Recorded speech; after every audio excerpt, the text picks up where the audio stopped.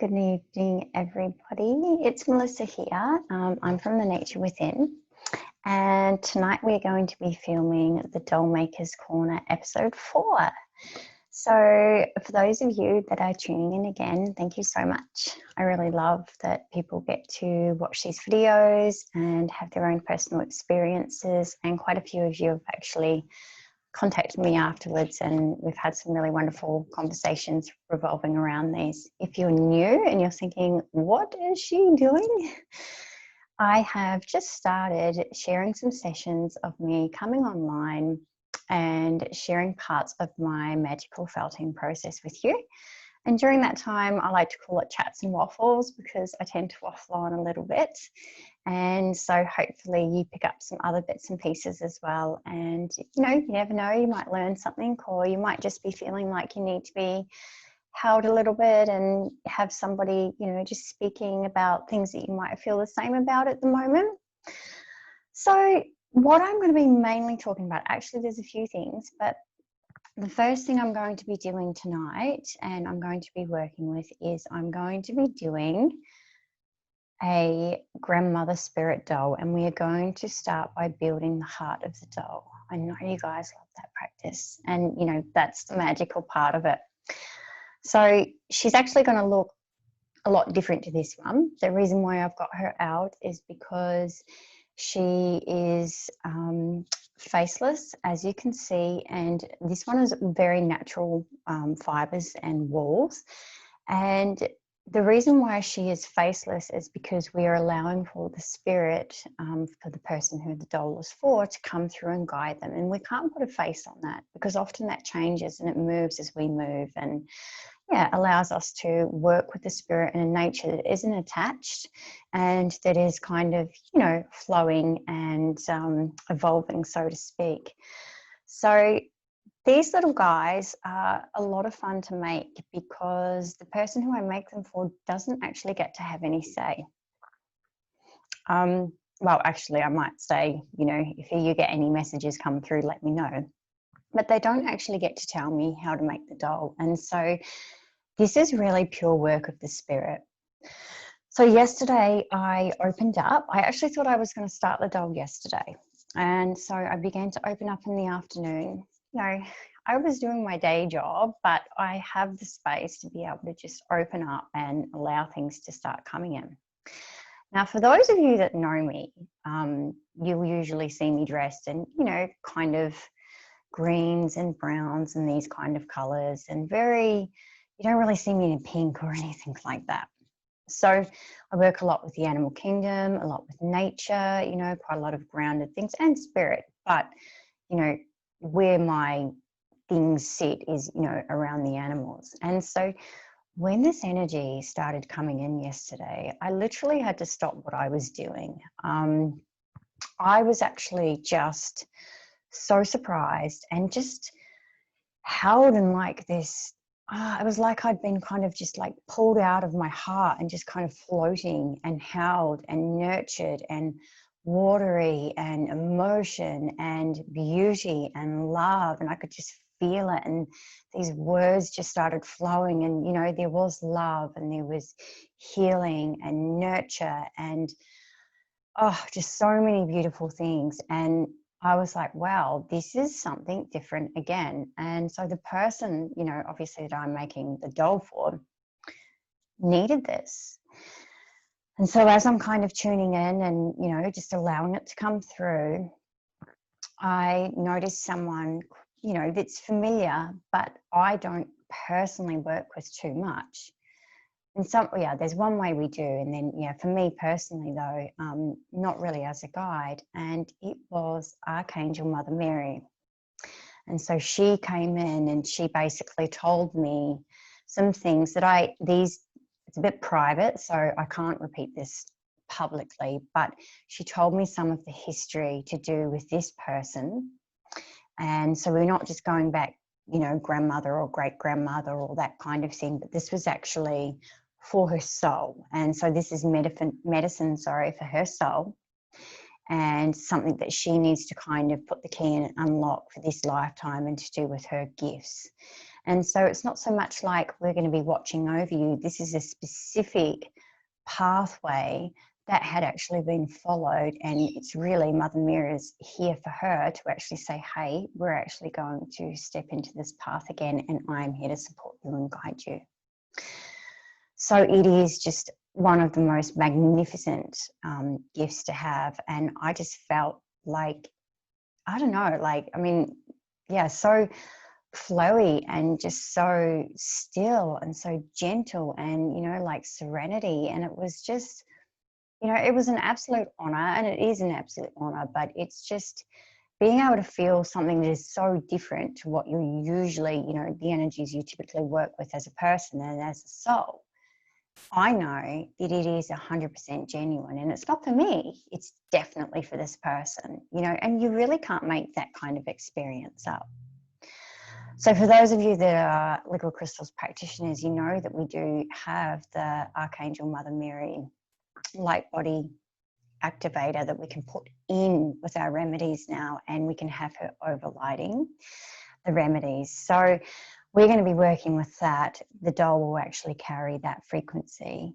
And of course, as we build her and that kind of thing, we're going to be discussing what we're going to be putting in, why we're going to be putting it in. And then I'm also going to touch base on, I actually put a post up today on my Facebook about my mini eggs. So I'm actually going to show you guys one of them and explain a little bit further, because I think that every time I create something and I throw it out there with a picture and words, it just doesn't really explain it. And I think people don't really get the process that I go through, you know, and when you're actually sitting there looking at this doll, if you weren't to see this video, you would actually have no idea, you know, what it entails. And especially with the big dolls that I do, you know, there is just so much that goes into them.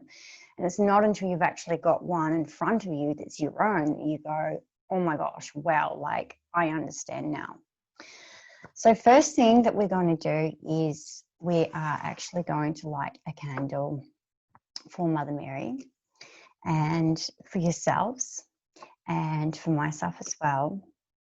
And I would have loved to have used a pink candle, but I actually ran out. So I've actually got a love heart holder here and then a soy candle in here. So this is good, and this represents love. And then I actually just have, I have a fragrance candle, and usually I have like a la kind of natural and oils and things like that going. But I was really drawn to have a sweet and really aromatic kind of smell that kind of put me into the mood. So I'm not sure, you know, how many of you actually work with smells to kind of incite different moods.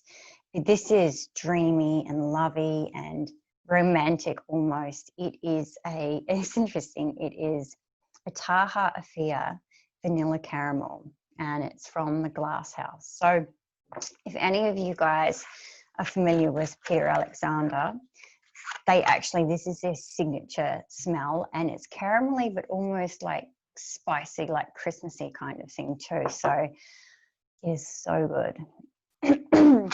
So I also wanted to light this candle because I feel that it's been the last week, you know, and I don't do astrology, but, you know, I've seen kind of people's posts, you know, talking about, you know, or how the energies are and things like that. And wow, like, you know, it really has been quite heavy. And, you know, and of course, I think it's amplified here in Victoria, but like some of the energies have just been like, oh my goodness, you know, and things have been flared up. And I know that's always like a catalyst for change. But me personally, like I've actually just felt like go, oh, and hiding from the world. So funny because we've already been doing that anyway. So I'm lighting this, and I'm lighting this with the intention to kind of lift those energies and to create and replace that with peace and harmony, and to find ourselves, you know, resting and sitting in our hearts.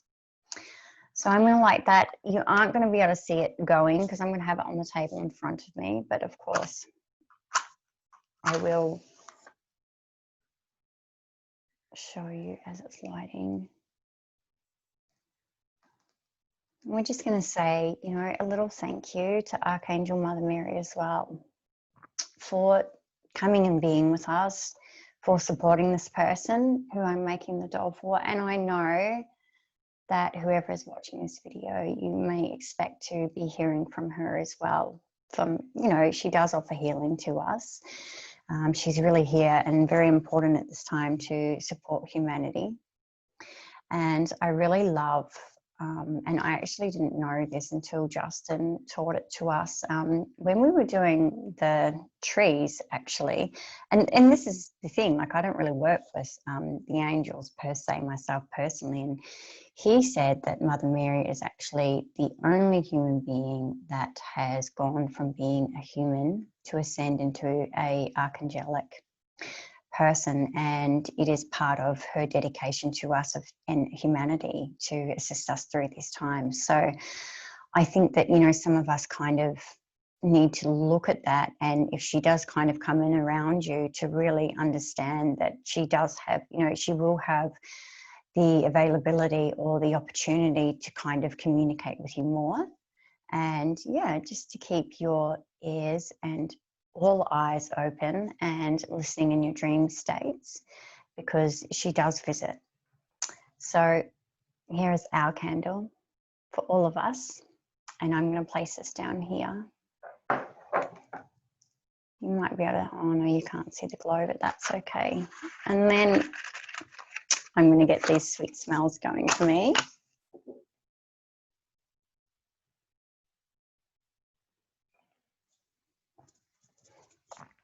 And so it's funny because, like I said yesterday, I thought I was going to be beginning her. And then I worked out that I am actually on day 27 of my moon or my cycle. And so tomorrow is my first day of my moon time. And what a beautiful time to start weaving and to be crafting this beautiful doll of love. I think, you know, these things don't just happen by chance, and that everything happens for a reason. And so, of course, you know, we are supposed to go inward and, you know, spend that time. So I'll be, you know, here crafting away for the next couple of nights. I mean, I craft pretty much every night anyway, but I just thought it was really interesting, you know, that she said, no, you know, you're going to start tomorrow night. So I wrote down a couple more words, and I am going to read them out because I think that, you know, of what she wants to bring through in this doll. And so she wants to bring about peace, healing, love, working with children. She offers whoever she works with the mother's heart of love, which I thought was just absolutely divine. She is, of course, the divine mother as well. We see her as that. She teaches us about unconditional love and humility. She works with fertility as well. And of course, cycles and change and, you know, womanhood in general, and the sacredness of who we actually are. And so I know that even though she's going to be in this doll that we're creating and helping this person, that and many more things that she actually represents is going to offer the healing to the person who this doll is for. So for those of you that haven't seen me do this before, I mean, some people, you know, probably don't actually get to see me do much felting because I just end up talking about a lot of the process. But this is core wool, and I've just realized that I've left my candles right here. I mean, my needles, so I'll just get them. So I've got those two. Whoops. All right. So this is the core wool, and this is going to create what we call heart of the doll and invite the spirit of the doll on. So that actually sits inside of here, and it creates the beginning of the body for our doll. And so what I wanted to do is I'm actually going to begin with, I'm actually going to start, and we're going to put a heart. Oh, it's not going to work. I'm just going to have to freehand cut this, I think. But that's okay. I can do that. We're going to put a heart inside the heart. But what we're actually going to do with that, I'll just do one here. So I've just got a bit of pink felt. And, you know, like when you are creating magic and when you're creating rituals, you know, symbology and intention and using different things, you know, in a creative way is all very, very, very important. And, you know, while there are very strict practices, and, you know, some of those are done, you know, during private time and definitely not put on video, these things here are very intuitively driven, what I'm doing with the dolls and the other felted creations that I do. And it is all intuition. It's not in a book. It's not something that I go, oh, you know, if I put this and this and this together, I trust that whatever is coming through is absolutely perfect. So we have our heart, the heart, and of course, love was the first thing that very came through when I was tuning in. And so this person, for their healing, the most that they need is around love. And so we're going to honor that. And we're going to create as much as we can to offer the opportunity for this person to heal. So we're going to invite the plant kingdom in. We're going to invite the mineral kingdom in. And that reminds me, I think I'm going to need our rose quartzes. Now, rose quartz. I'm not going to go through the practitioner stuff because I know that everybody thinks rose quartz is to do with love, but I'm choosing rose quartz actually because it is one of the sacred stones of Archangel Mother Mary. And that is why I'm picking it. So I have a rose bud here. Okay, and it, you know, it is dried. I'm just going to move this over a little bit. And so the rosebud represents, or why I've picked that today, and it represents healing and love. Okay, and so what I want to do is I want healing and love to really, really, really be placed into this person's heart. So I'm actually going to sew. You can see I have a needle and thread here, pink thread as well. Remembering when you're doing any type of magic or any type of crafting or anything like that, it doesn't, you know, I'm not casting a spell, so to speak. Colors are very, very symbolic.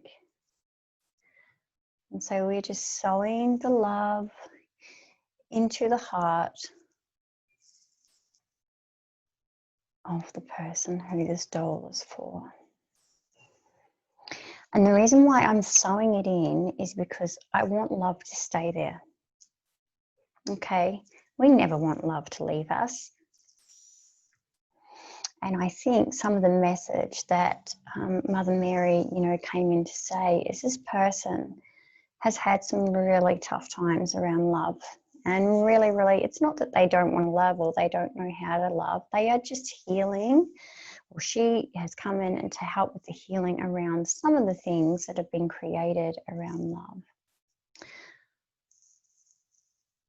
Perfect. So we're just going to trim that off.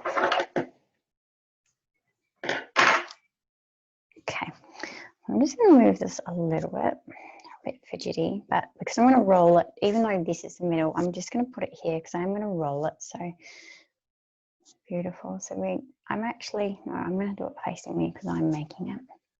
Okay. And what I'm going to do around that is I actually have some lace, and I am using lace for purity and for ritual and just to honor the process. And so we're actually just going to place that. Obviously I can't make it in like a heart shape, but I'm just going to place that around the heart.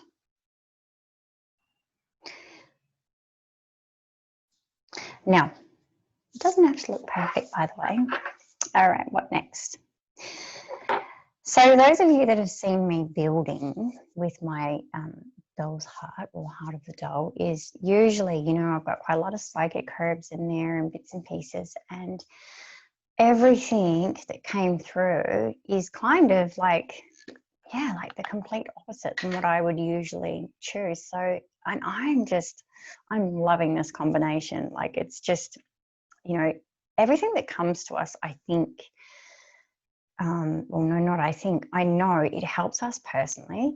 And so clearly I'm needing to, you know, reach into those places inside myself, look at my areas of love, look at the femininity, look at what flowers represent. Do you know what I mean? All those female smells or the watery things. And, you know, I do love all of that kind of stuff when it comes to intuition and, you know, and that kind of thing. But I know that even, you can probably notice even in this video, I'm actually speaking a little bit more softly than what I normally do. And I'm not intentionally doing that. I just realized that then.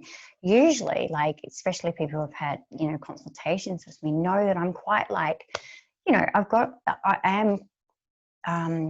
I am driven quite mentally as well. And so when a teacher teaches, you know, they are very, so this is asking me just to stop, you know, bringing in some of that chrysocolla energy, just to slow down, just to be a bit more gentle, spend time in silence and appreciate those things. So we are going to use some lavender, and of course, lavender for the smell.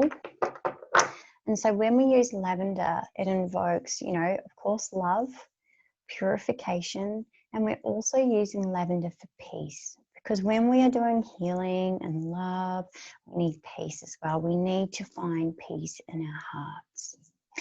So we are adding peace, you know, as the main theme, and love into our hearts and into the heart of the doll, which is, you know, beautiful. I'm also going to put another rosebud in there, just because we want the rose as well for their properties. And I'm actually going to break it up.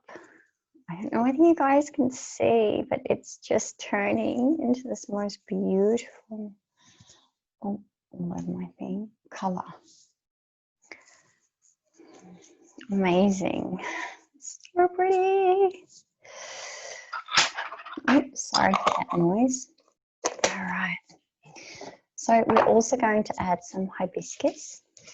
Look at all the pinks and the purples coming through. And this is deep too, like beautiful color there. And so hibiscus also, of course, represents love. So we're going to sprinkle that.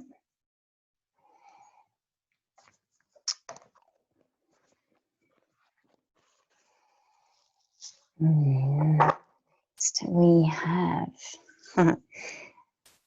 butterfly pea flowers. So I'm sure some of you have had these in your teas, and they make your tea go a beautiful blue color. So yeah, I actually have a tea called Balancing Butterfly, and it's from Edible Beauty, and I just love it because obviously I've got like a clear teapot, and so when I put it in, I feel very fancy having my blue tea, and it looks really cool. But it's very good. It is balancing. It soothes the nervous system, so it calms things down. So we're putting it in there to kind of help with tranquility, relaxation, to know that it's okay to let things go. You know, when we're in the healing process, we do really need to relax and to feel supported. And this helps with that balance. So, and interestingly enough, Mother Mary, or Archangel Mother Mary, I should say, sorry, she actually really is here to help women balance themselves too. So the butterfly blue. There you go, you can see that. Beautiful. So we're going to put that in there. All right, and we have the eucalypt. And what eucalypt, of course, we are bringing that in, the Australian tree for healing. Now, I remember when we did the liquid trees course, Justin actually said that we don't, and we probably wouldn't realise this, that just about outside every single hospital in Australia, there's eucalyptus trees. And yeah, it's really interesting because, you know, you probably now think about your local hospital and you go, oh, wow, there actually is. So, you know, eucalyptus is very well known for its healing, of course. And interestingly enough, because I volunteer out at Jiralinga, and so I didn't really, like, I know about the eucalypt, but I didn't really know like that there was a lot of species of eucalyptus, and there are so many species because working with the koalas, and it's weird, but it's kind of brought my relationship closer with the eucalypt tree as well. And some funny things about the koalas actually, like, I mean, they are absolutely beautiful. And here in Victoria, our koalas are actually 50% bigger than what they are in Queensland in size, and they weigh, you know, obviously a lot more. And one is because of the hotter weather, but two, it's actually because they don't have as much resources and as much food because of the way that the building and the population, or the areas have been populated. And so they have basically like evolved to cope with that. And so when you actually touch a koala from Queensland, or, you know, and around there, their fur is very springy and like really wiry. And when you touch a koala from here in Victoria, they're actually really like a teddy bear, so, you know, bouncy and thick and lush. And yeah, so we do say that we have the best looking koalas in Victoria and the whole of Australia actually, and it's a bit of a running joke between us there. But definitely they are absolutely beautiful, beautiful creatures. And even being around a koala, when you see like the visitors who come and they get to have a pat, and it's actually illegal to hold a koala in Victoria unless you're actually doing caring work with them and moving them or whatever, not actually just walking around with them on your shoulder. But when the visitors come in and actually see them and get to spend time with them, like the look on their face and the experience that they get is just healing in itself. Like, and it's really interesting because they are very, people kind of, I think people don't realize how interactive they are. And of course we all realize that animals have got characters, but if you know, came in and looked around the sanctuary, you wouldn't be able to tell really one apart from the other. Whereas to us, we know every single one of their names. We know which one is which, you know, we know the personality traits, you know, some, when the people come, you know, one of them goes and hides up the top of this thing so she doesn't have to see anyone. And then, you know, another one strolls around and kind of shows off. And they're actually like little puppy dogs. Like when we go in to feed them, they quite often actually get down and like come running, and they move super fast across the ground waiting for their food. And yeah, they love affection, and they love being, you know, spoken to, and they love that connection, and they love attention. And yeah, they are really, really amazing. And of course they sleep like 3/4 of their day so that they can digest the gum leaves, because they actually, koala at the Aboriginal term means no drink. And so technically they actually aren't supposed to, well, they do now because there's less eucalypt around, but they don't actually need water, and they get everything they need from the eucalypt. And because of, you know, hot weather, and because, you know, there's not enough around for them anymore, they do drink water. And the only other thing that they can also have, and I don't say leave this out, but, you know, when you're looking after them, if they are needing, you know, something additional, they actually have pumpkin, which is, yeah, you put a bit of eucalyptus in with it, and which is really cool. It's really interesting. So yeah, I've learned a lot, and I actually bonded with one who we were working with, and he's just so beautiful. And yeah, I would really look forward to spending time with him. And obviously because of the coronavirus, I haven't been able to go in there lately. But yeah, very big honour and very big pleasure. Just been guided to anoint myself with a beautiful oil, and one of my beautiful friends, Sarah, made this for me, and I'm going to share her blend because it is so nice. So it's actually spiritual communion, and the star of it, I think, is she's got blue tansy in here mixed with a few different other bits and pieces. And yeah, I have just been working with this like non-stop since she got it for me. And yeah, I'm actually going to put a couple of drops into this in here, and it's actually, because it's got the blue tansy in it, it's actually blue. It's so beautiful. I love it. I love it. Thank you so much. I know you'll be watching using your oil.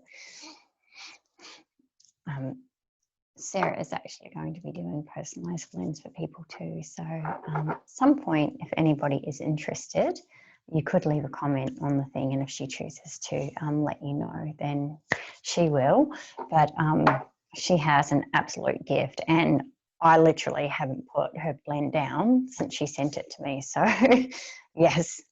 All right, back to our making. So I have got goji berry. And goji berry can be used in a few different ways, but it represents the heart as well. So much heart stuff. Heart and positive emotions. You see that there? And we can also use them to amplify things. And so obviously we want to keep things in balance, but we want to amplify the healing of love in all areas of life. And so I am going to request that from the goji berry, but I'm going to ask that it's done in a way, of course, that is manageable for the person receiving it, and not to, of course, you know, inundate them with things that is moving too fast. So we're going to ask for that love on a manageable scale. And we're also going to place this into the heart of the doll. So the last thing I'm going to do with that is I'm going to use just a couple of rose quartz chips. And I actually have a rose quartz piece as well. So this is going to go with the doll, and she will have that with her. And then we're just going to put 2 little chips in here. So I just use little chips. People might think, why are you using small ones and not the big one? Because I use needles, and even having that in there, you have to be careful and kind of navigate around, because the needles snap very, very, very easily. So what I'm going to do is I'm actually going to ring a bell around this, and I'm going to create some sacred sound, and then I'm going to blow into it, and we're going to bring the spirit of the doll through. So we're going to go around.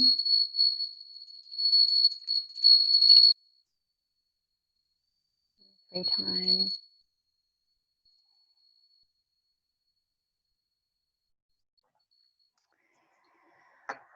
I can feel that through here. So I'm going to blow, and I'm going to ask the spirit of the doll to come now and rest into the heart.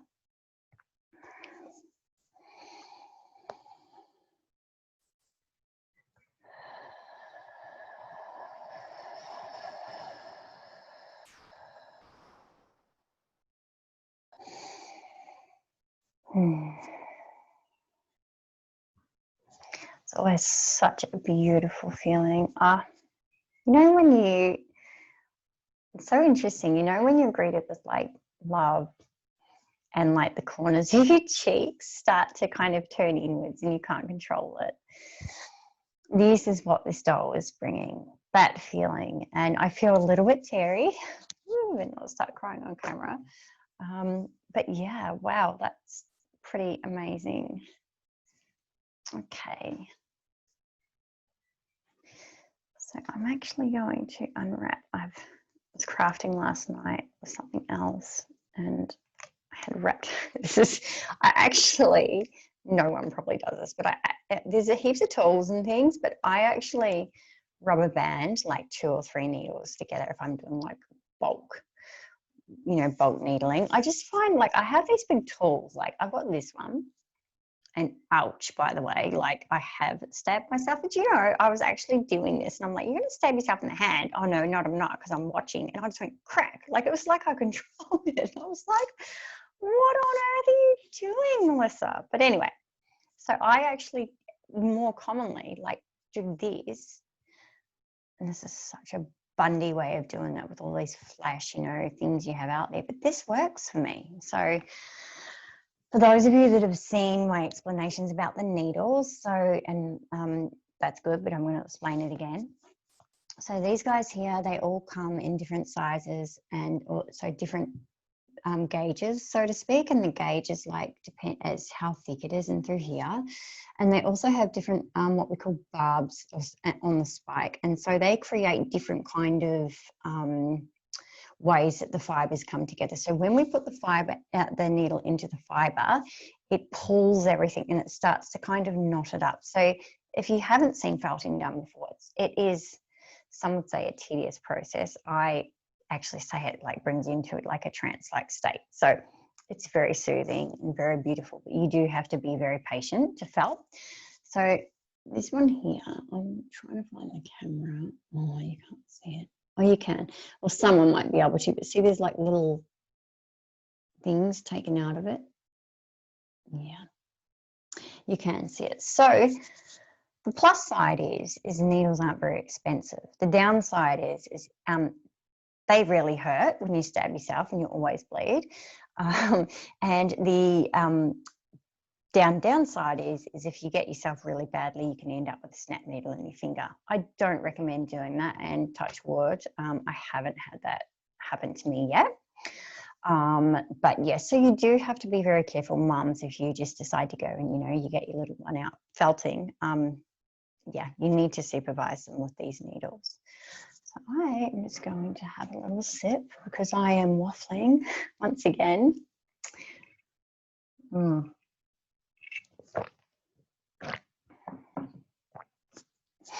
right, so what I'm going to do is I'm actually going to start rolling this up.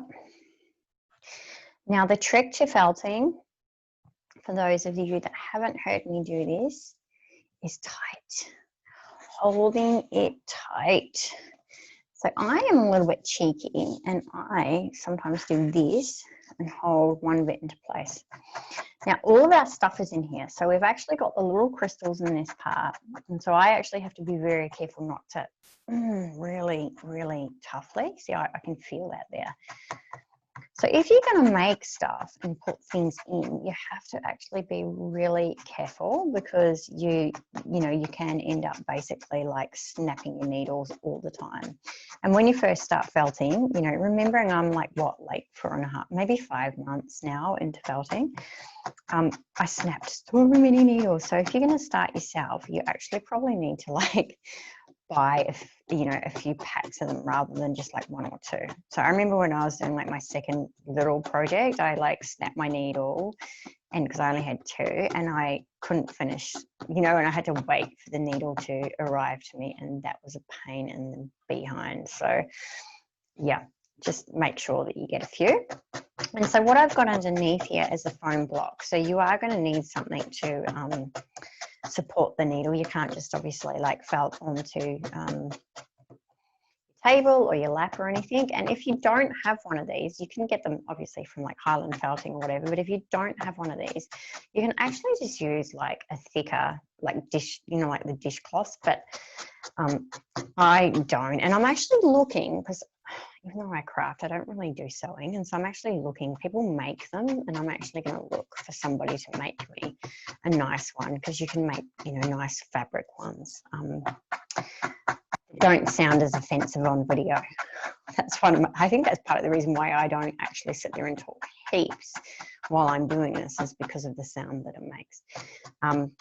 And, you know, beware that if you start doing this and everybody's trying to watch TV with you in the lounge while you're doing it, that they might have to turn the TV up quite loud, because it's just like, and it's funny because sometimes, because I like to be around the family as well, but, you know, doing my thing too. And sometimes if I'm doing like making like a dress or something like that for, you know, a big doll, I've got like 3 going, you know, needles, and it's just like, and everyone, and I'm like concentrating, and then I look up and like everyone's looking at me, and I'm like, oh, sorry. So yes, we're kind of going to make like a little sausage. And then that is going to, you know, I never, as I've said to you guys before, I never actually choose like the height or the length of the dolls. And so I never know like what size they're going to come out. And so they kind of, it all just kind of happens. You might think, oh, well, you know, you might, you know, decide that it's going to be 10 centimeters or whatever. I actually don't.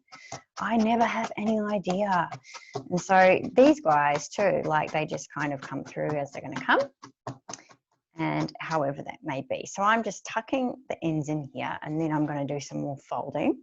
And so eventually we're going to have like this little sausage, so to speak, and then that will literally be like that. You can't see, sorry. Like it'll literally be like that part of the doll. And then of course we could see how she's like a cone shape, and then I'm going to start wrapping around the base a little bit more so that she can actually stand, because if you don't do that then she becomes top heavy and she falls over, and it's a bit of a nightmare actually to do sometimes and get them standing right. These little guys here, the arms, so they are different to the arms that I make on the big dolls. So the arms that I make on the big dolls, they have like, I'll show you one just so you can see the difference.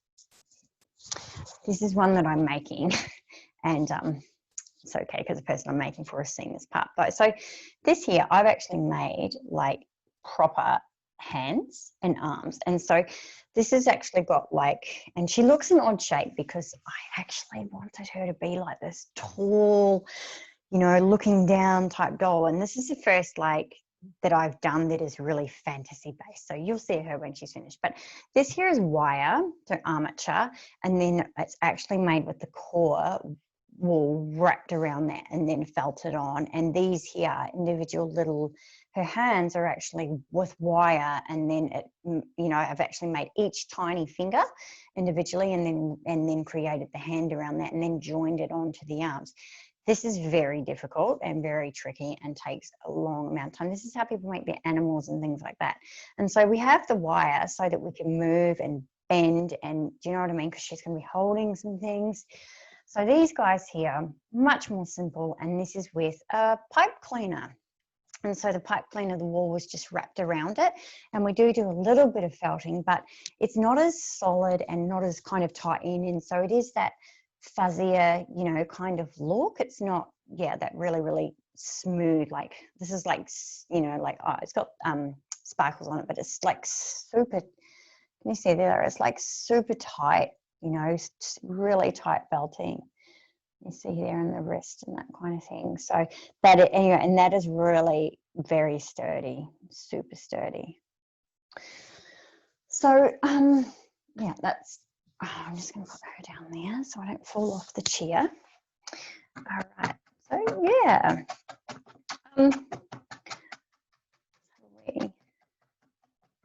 One thing that I am going to be doing, and actually it's interesting because I kind of had thought about it, and then I was having a discussion on the phone with one of my friends from New Zealand, and she was like, oh, I've been watching your dolls, and you know, da da da, and I reckon you should do this. And I was like, oh yeah,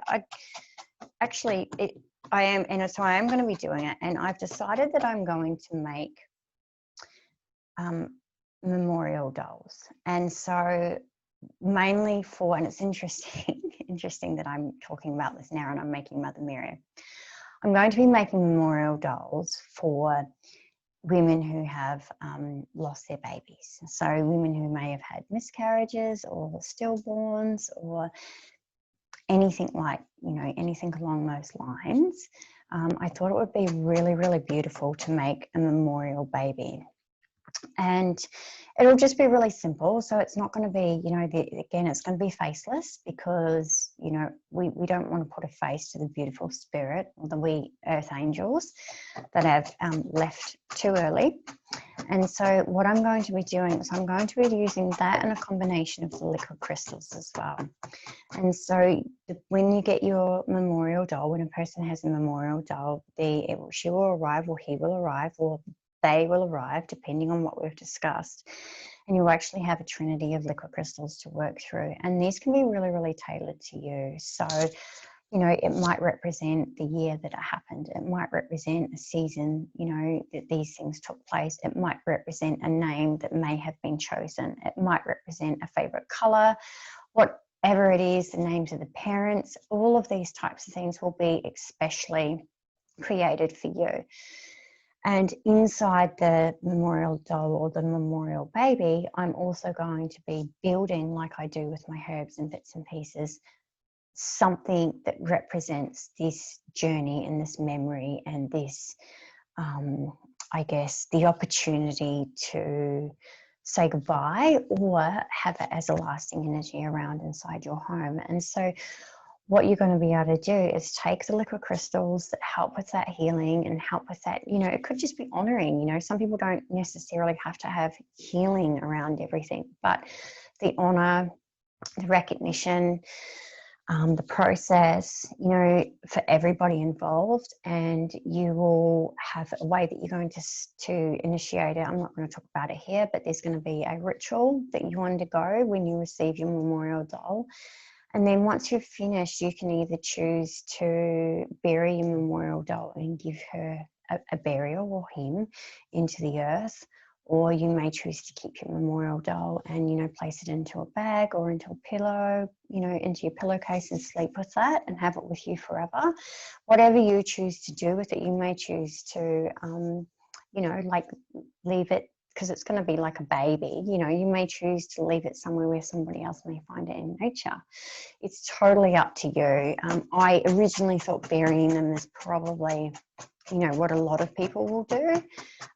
You know, and for those of you that, you know, would be looking at having one and did have, you know, an earlier on miscarriage, and you actually don't have anything, you know, like to actually place into the earth and actually represent that child and that soul, and, you know, who was going to be here with you, which of course, you know, I'm not going to get into the whys and the thing, but, you know, there are reasons why they depart sooner, and they usually learn their lessons, and so they've already taken what they need. And even though we don't understand it and now consciousness, so to speak, they've actually done what they've needed to do as souls, and so it's been very quickly.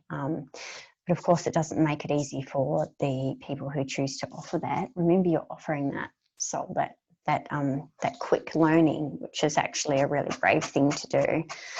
So yeah, some of you who will be needing these dolls haven't had the opportunity to actually have a burial or to close some doors or to say goodbye.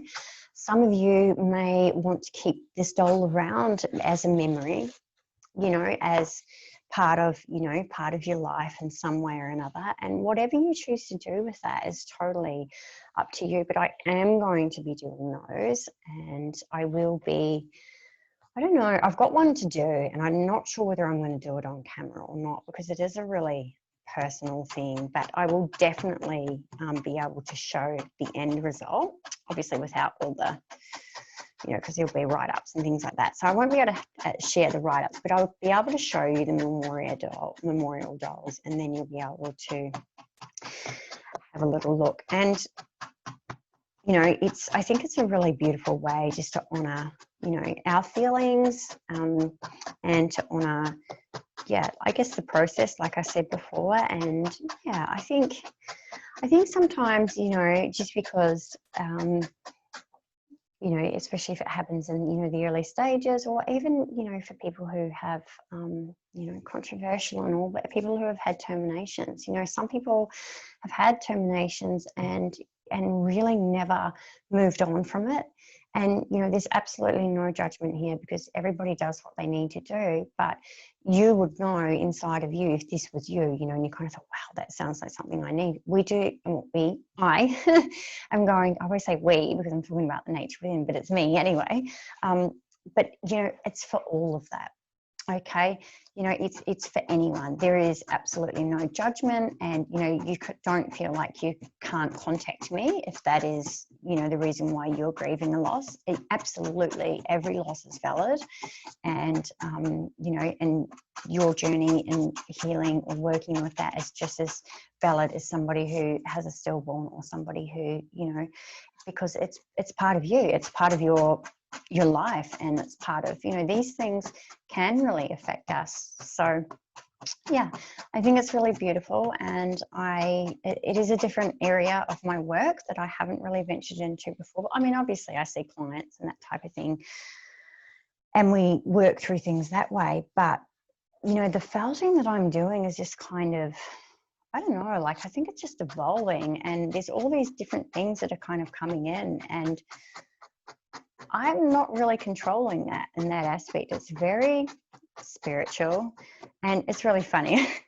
Bless you, Dad, if you actually watch this video. But you know, because dads are pretty, you know, my dad's lives a really beautiful, simple life, and yeah, you know, like kind of doesn't really know how to use much technology, so to speak. He's got Facebook, so he should be watching this. But anyway, you know, and I was talking to him on the phone the other day, and I said something about the dolls, you know, and he kind of went a bit quiet, and then he says, yeah, those dolls, they are very spiritual, aren't they? You know, and you know, I just laughed, and I just thought, you know, good on you, Dad, for like recognizing that. You know, what I'm saying is, you know, he doesn't really have a spiritual practice, but he does things that I still see as really spiritual, like out walking in the beautiful bush in New Zealand and things like that. But it's not like he sits down and meditates every night. And so for him to actually recognize that the practice that I was doing with the felting, with the dolls, is spiritual, you know, it really made me smile inside, because I was like, you know what? Yes, whether they're magical, spiritual, whatever they are, like, yeah, I'm still absolutely gobsmacked of how this has come about and how it's happened. And, you know, I know that, you know, it's a part of me kind of sharing with the world and then creating, and, you know, everything that I've learned or whatever it is kind of accumulated, but there's just something else there. And, you know, I said to, you know, my girlfriend today, we were doing like a voice messenger thing while I was working. I said, I just kind of feel like this is going to be, you know, although I do like treating people and all that, I feel like this is going to be with me forever. And I can just imagine myself like as some old, like little crone lady, you know, in a cottage where there's, you know, bush or beach or whatever it is. And I'm still making dolls, and I'm having kids around for classes, and I'm still creating them, you know, like 30 years down the track. And I want that, like that is a wish, like, and, you know, and what, 4.5 months ago, I'd never even picked up a needle, you know, and never even picked up the wool. So it's, yeah, it was like, just like I came home, and yeah, so for me, you know, this is a great thing that's kind of come out of lockdown is being able to do this. But yeah, I do really, really hope, no, I know, I'm going to say hope because I can see it and I can visualize it, that this just keeps evolving and keeps growing. And I just want to thank everybody, you know, who has entrusted in me already to make things. And those of you that are on the waiting list, I wish I could make them faster. I'm about to release the one that I've just about finished, so it means the next person is about to come through with theirs, but I'm sorry that they take so long. It has been a particularly busy time as well for me. I'm doing some other studies and things like that too, so I'm kind of, you know, a few fingers in the pies, but I definitely do felting every night as well. But yeah, so I just wanted to share that and say thank you. And, you know, some people have come back to me with some of the things that I've made, you know, and they just so happy. And some, even the, you know, like the dream pillows and bits and pieces, like, yeah, people are having dream recollection ever since I've started working with them. And, you know, it's not like I went into a book and went, okay, like, how do I make a dream pillow? Like, I was just like, oh, I'm going to put this in and throw this in and do this and do this. And, you know, and of course I made my own one first, and it just works. And I mean, I'm a dreamer anyway, but I did mine to connect with my cat. And he's always in my dreams anyway, but I was like, oh, he's just like the little dream companion. I swear, if he could be a directive, he'd probably be a director 3. Actually, I should have a look at what he would come up as if I put him in the Liquid Crystals Star Child tool. That would be really funny. But he is with me like every single night in my dreams. And so I created my dream pillow to really cement that link, so that he is journeying with me like constantly. And I swear, like every night he is journeying with me. And my other cat, Midas, my 3-legged cat, he used to come with me sometimes, but not every night like Argentum does. So it's very, very, very cool. So yes, the dream pillows are amazing. And the other thing that I wanted to touch on as well before I actually go and knuckle down and do this, because I know it's a bit distracting and you're all, you know, watching, and yeah, is my eggs. And I said I would talk about them. And so what I've done, and this one's actually a slightly bigger one, but I can't show you my tarot ones because they are actually in what we call the connection phase.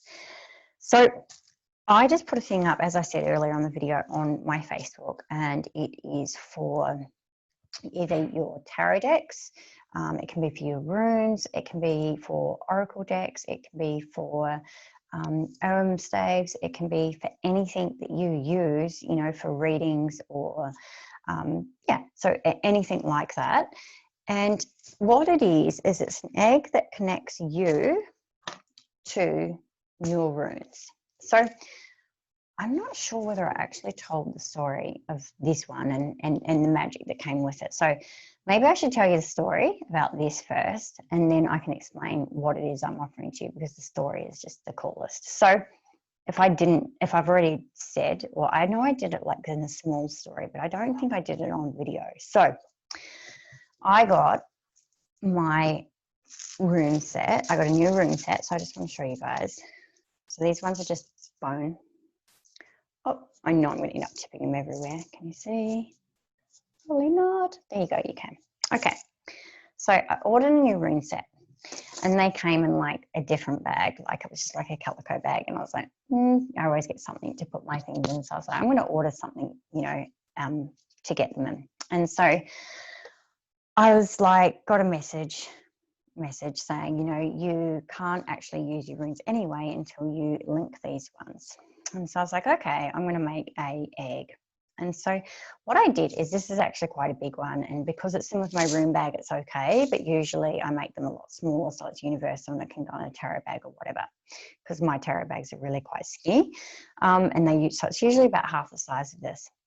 So I made this egg, and what I did is I connected it to the elements, I connected it to the planets, I connected it to some of the Norse gods, and I also connected it to the raven. So it has a raven feather in it, from the ones that visit me, because I wanted them to lend their sight, obviously, to oversee the runes. And so I ordered this beautiful rune bag, and actually I have a beautiful rune cloth that I got, and it's all handmade. And so this was coming from the other side of the world. So I made my egg, and I have a ritual that you do with it. So you get you can read about it, but you get a candle, and you get you get obviously your egg that's got all the bits that are to you in it. And so what I did is I did a ritual, and I connected the egg, and I lit the candle and did all of that. And then I put this into the other bag with the runes, and I did not touch the runes, like literally. So I poured them into the other bag. I didn't touch the runes, and so I didn't pull them out or anything. And I put the egg in, just saying when I transfer them. Sorry, I'm getting a bit ahead of myself. Scatterbrain when I'm on video at times. So I put the egg in, and I didn't touch them for a month, is what I'm trying to say as well. And I basically slept with them under my pillow every single night, and I had some amazing dreams, and I was like, wow, this is pretty cool. Now, the day that this turned up, and my beautiful rune cloth, I still got told not to touch the runes, and so I poured them into this bag and put them in, and then I slept with them again under my pillow. I woke up the next morning, and in our yard was actually a one-eyed raven. Now, this was a different raven. So we usually have like a pair and then their babies and all of that. This was a brand new one. And of course, I named him Odin. And I was told from that day that I was now allowed to use my runes, that my egg was fully connected. And, you know, I know that it can be a shorter process, but this was just going on a month. I've made it a 7-day process for the mini eggs. And now Odin has, with his 3 babies and his wife Freya, have been visiting every single day. So it was a pretty auspicious omen to have him turn up and to give his blessings for me. And of course, I have the ravens around anyway, and lots of raven dreams. But you know, for him to turn up on the day after I did, the day after the bag arrived and it was all ready to go, was just amazing. So the eggs that I'm doing, like I said, are smaller, and they are really aligned to you. So they can either be created, like if you've got a tarot deck, you know, that you have been using, or a brand new one that you're wanting to align it to. It doesn't matter. It doesn't have to be brand new. And what we do is you kind of let me know like what deck it's for, or whether it's for runes or anything like that. And then I kind of intuit what you as a soul need and as a person need to be able to connect with that deck and bring that through and work with it really aligned to you. So it aligns you. It helps you. I'll bring the wisdoms, you know, through the herbs and things like that that are more connected to the type of deck that it is, or the type of tool that it is. And then what you're going to do is you get your little egg and I send it out to you, and it is totally personalized to you, and it will either be dosed with your soul frequency or your purpose frequency, and the liquid crystals as well. And then you will have a candle, which I would have already anointed with that frequency as well for you too. And then you can do your ritual, and you basically light your candle and do your bits and pieces. And then you put that into your bag. You have to have a bag or something to keep it in. And then you sleep with that under your pillow for 7 nights, and you don't touch your cards. You know, you don't take them out during that time. And then you are fully aligned after the 7 days and 7 nights. And then you leave your egg in there like the whole time. So you don't take your egg out and carry it around with you or anything like that. This is not one that travels with you. This is one that stays in there, and it stays in the bag. So I suggest, you know, designating one bag and keeping, you know, your deck or whatever it is in that one bag. The egg has to be aligned only to that deck. So you can't then just realign it to something else and realign it to something else. So you keep it with you and in the bag, and it continuously keeps you aligned. And you'll see that it just changes your practice and, you know, your intuition and your insight, whatever you need help with, you know, we discuss that too. So you might be like, oh yeah, I just feel like I'm just reading from a book and I don't really get it, you know. And so whether it's connecting you to the mysteries, whether it's connecting you to empower yourself and to actually listen to what's coming through, whether you want to read for other people, whether it's a personal journey, all of that stuff is calculated and placed, you know, through the herbs and the intention, that kind of thing, when I make it for you. So it's one-off, it's custom, it's unique, and nobody else is going to have the same egg as you.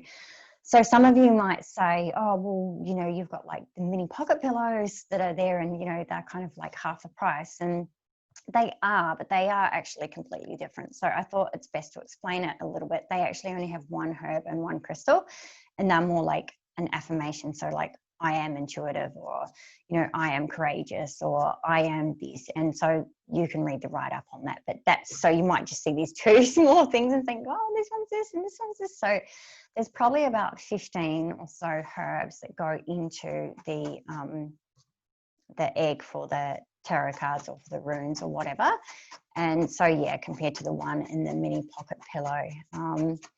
But yeah, so, and I can also do them like if you want to, you know, buy them as a gift for somebody, you know, who really loves their tarot or whatever, like we can just talk about it. So everything is customizable and everything is personalized. So yeah, you don't have to worry about it if you're doing it as a gift and you're kind of not too sure. All I really need is their name and, you know, what deck they would be using it for.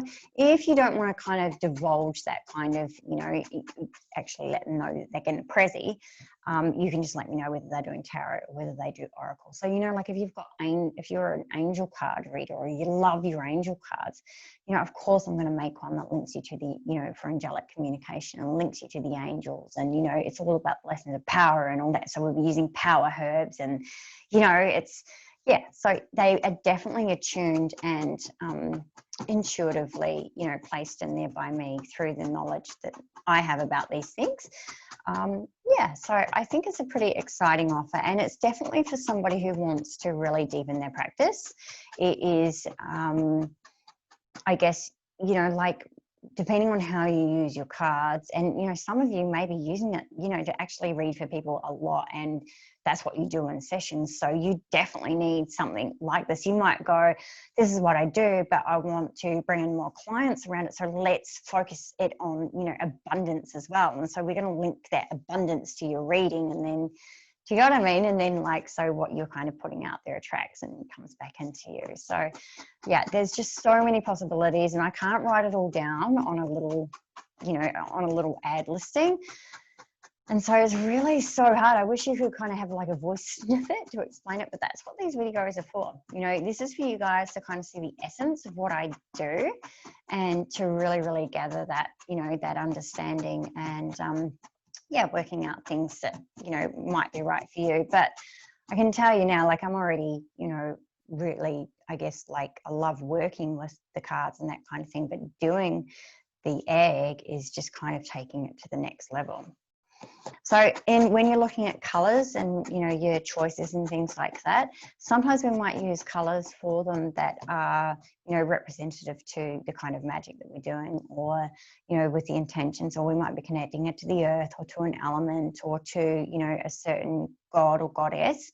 And so they might have different colors, or you might just have your favorite color. So as long as I've kind of, you know, got it or can get it, and it's, you know, which is available in most fibers. So yeah, as long as I've got it on me or can get it in, then it's, yeah, absolutely, just about anything is doable. But just remember that because they are really little, you can't really do like, oh, I'm going to have like, you know, a stripe of this or a symbol or anything like that on them. They don't, you know, they're not ones that have symbols. So if you're wanting something that's a bit more, well, not, I was going to say generic, it's definitely not generic, but if you're wanting something that's a bit more like for all of your magical practices, and the reason why we choose an egg is because it represents you. So this is my egg, and I have selected this ever since I made it, and this is a bigger scale to basically connect me to magic and to my practice. And so it's like an extension of me, and inside of here is all of the herbs that I'm needing to kind of accelerate that, to learn, to connect in, you know, to be, for me, it's to be grounded. And so, and the animal kingdom. So I have a lot that represents communication with the animal kingdom in here. I do have feathers. I've got like 6 different types of feathers. I'm not sure, I don't think I made this, or maybe I made the heart of this on the very first video I did. I can't remember, but I know I definitely took photos and stuff, but there's like snake skin in here. So I think this is a very kind of, it's quite shamanic. Like there's a lot of, yeah, that kind of stuff in there. And this does have a symbol on it. So just like the pillows that I do, I also intuit a symbol, or you might give me one. And I love doing the animals, by the way, and symbols. This one I was just like, it's quite hard to see, but it's like half of the tree, you know, of a tree, you know, a tree of life, so to speak. And it's in a sea. And I kind of, when I got given the symbol, like for myself, I was like, really? Like a tree in a sea? You know? But it's really interesting because when I first envisaged the logo for the Nature Within, I actually envisaged like, I saw, but I envisaged first like a lady who was kind of half a tree and in a sea, and she was like leaning over like this, and then I wanted kind of the nature within around it. And when I was working with my graphic designer, she was like, oh, okay. And then, I don't know, like she actually got something come in, and she's a very spiritual lady as well. And so I left it and went with what she, you know, suggested, because it was a beautiful design, and I knew she, you know, I knew she knew what I was needing. And I love putting my trust, you know, for just like you do with me when somebody's got a skill and expertise. So she made, you know, the logo that we've got now. But it was really interesting because after I finished it, I was like, oh my God, you know, so obviously this is symbolic to the nature of my work.